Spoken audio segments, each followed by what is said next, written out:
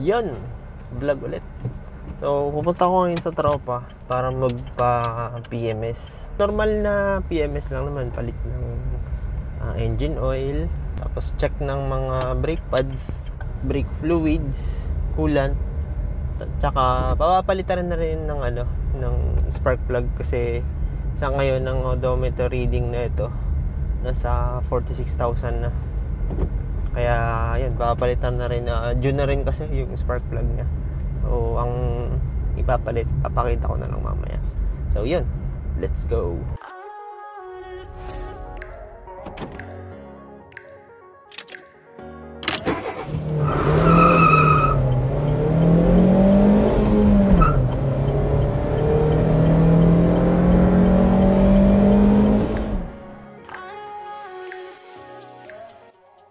Basic preventive maintenance lang naman yung ginawa dito. Pagdating doon, cool down muna, pinalamig muna yung makina para ma-drain yung langis.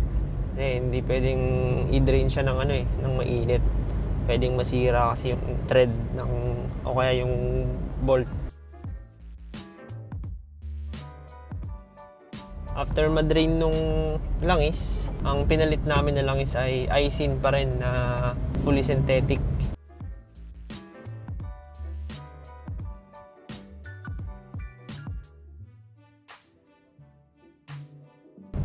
Tapos napansin namin yung lumang langis, yung inalis namin, medyo dark siya.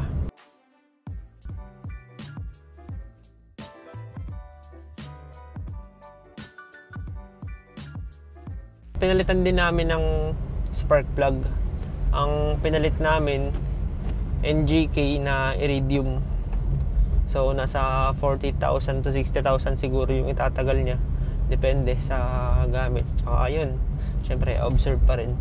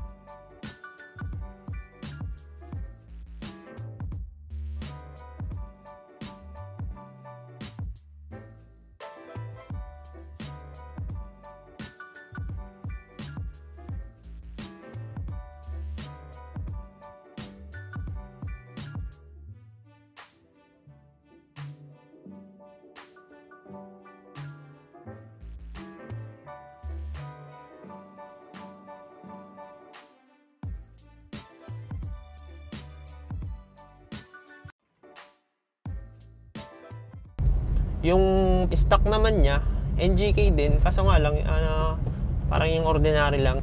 So, yun, i-observe ko kung anong kaibahan sa performance, tsaka syempre sa konsumo sa gasolina. Kasi nakapagsabi sa akin na kapag nagpalit ng spark plug tumitipid. So, yun, observe ko din.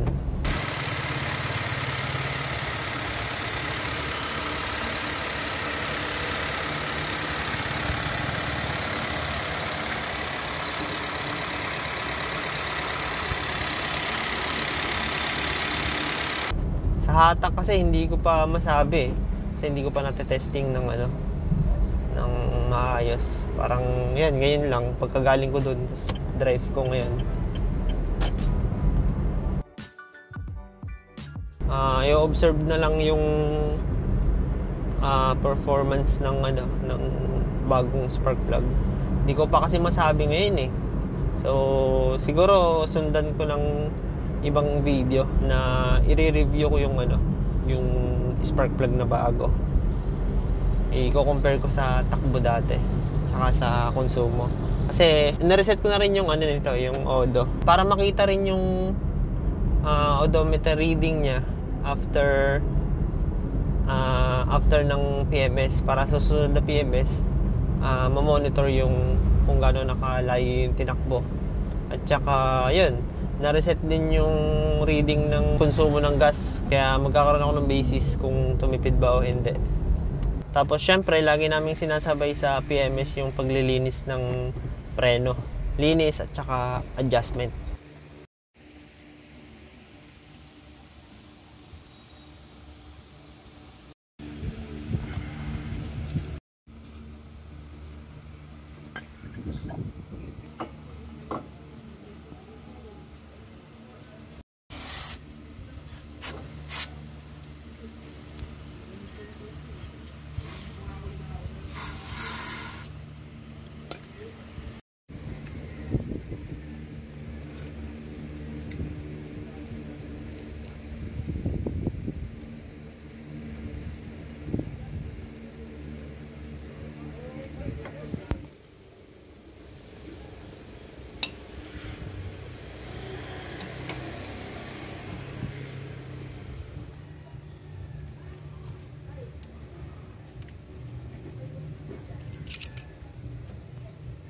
Tapos chance na rin yun para malinis yung pinaka-cover ng engine sa ilalim kasi tatanggalin yun kapag i-drain rin yung engine oil. So chance na rin yun para malinisan. Tapos yung gulong, nilinisan ko na rin kasi sayang din yung kasama na sa routine namin yun na kapag maglinis ng preno, sinasabay na yung linis ng gulong, yung buong gulong. Inaalisan na nga rin namin ng bato kapag ganun. Sinasabay na kasi yun lang yung chance Tsaka yun, yung hubcap, isa na rin yung mga naka-hubcap. Yung mga naka-mugs naman, hindi na kailangan kasi nga ayun, sa mga naka-steel rim. Tapos yun, linis ng steel rim, yung loob at saka labas. Kasi minsan lang yun Sa car wash naman, hindi naman yun nalilinis yung loob. Parang yung harap lang lagi sa car wash. After malinisan ng mga preno, after nun, yung biniblid yung lumang brake fluid. Ang ginagawa doon, pinapump siya. So habang pinapump, meron doon isasalpak na hose. Yun, ibiblid siya. Kumbaga yung mga lumang brake fluid, maaalis. Tapos dagdag lang ng panibagong brake fluid para hindi maigahan yung reservoir. Ganun lang, lahat ng sides, lahat ng gulong ginaganon. Ang sequence nun, pinakamalayong side mula sa reservoir ng brake fluid. So ang inuuna namin yung likuran, binabomba lang yun yung preno. Tapos open yung valve, bomba. Maganda yung ginamit ni Jeff ngayon na pang bleed kasi merong siyang nilagay na valve na one-way valve lang siya. So hihigop lang siya ng fluid pero hindi siya pabalik. So magandang yun, pang bleed ng brake fluid. Then sa mga manual transmission, meron kasi yung clutch, iisa lang yung reservoir ng fluid. So isasabay na rin siya sa pag-bleed. Yun yung medyo mahirap i-bleed kasi masikip yung harapan. So yun yung napansin namin na sobrang dumi yung sa clutch. Grabe, parang na siya, sobrang dark, parang putik na. So yun, kaya kailangan talaga kapag nagpi-PMS, linis, adjust, at saka bleed ng brake fluid. Yun, importante yun para mas okay yung performance. Kasi ngayon, itong hindi talaga pumapalya yung preno nito. Kumbaga, sobrang ganda ng preno nitong Brio. Hindi lumalalim, tapos yung handbrake konting hila lang, kumakagat na. Ayun, pinarotate ko pala yung gulong. Yung front right na gulong, pinalagay ko sa rear right. Tapos yung rear right, pinalagay ko sa front left. Para nagpalitan lang sila. Pa-cross siya. Yung left front, yung right front, papuntang left rear. Tapos yung left na gulong sa rear, pinalagay ko sa right front. Pa-cross siya yung pattern. Kasi napansin ko, parang mas worn out yung mga gulong sa unahan. Kaya sabi ko, baka okay naman siyang i-rotate. Yun, kasama siya sa i-observe kung minsan kasi hindi na naka-align, baka kailangan ipa-align. Pero tingin ko naman okay. Hindi siya mapalag. Kasi pantay naman yung kain ng gulong eh. Yun naman yung mahalaga doon. So, yun. I-observe ko na lang yung unang-una, yung sa performance. Yun, gagawan ko na lang ng ibang video siguro na i-review ko yung bagong spark plug.